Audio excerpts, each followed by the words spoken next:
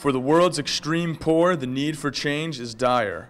Impoverished nations are most likely to be stricken with issues like disease, war, and market failure, all of which destabilize societies and breed further unrest. To promote a better life for the 880 million citizens of the world's poorest nations, the United Nations is hosting its 4th conference on least developed countries this week in Istanbul, Turkey. In the past decade, those nations have produced some 60% of the world's refugees. The facts are plain. We live in an unbalanced world, an unfair world. With 12% of the global population, LDCs account for just 1% of world exports, less than 2% of global direct investment.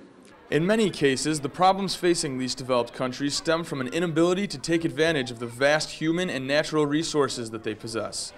To address this issue, the concept of trade aid, or support for disadvantaged producers in the form of national investment by wealthier partners, is a key focus of the LDC conference.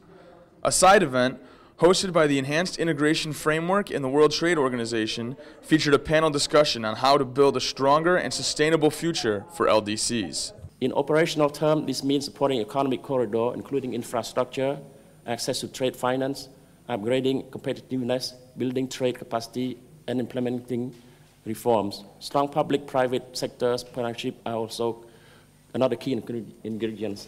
While panelists pointed out the obvious benefit of trade aid for LDCs, they also stressed that these policies were very much in the interest of wealthier nations. Søren Pind, the Minister for Development Cooperation of Denmark, described how all nations benefit from trade policies designed to help both producing and consuming nations. When people and countries become economically interdependent, conflicts are less likely to escalate.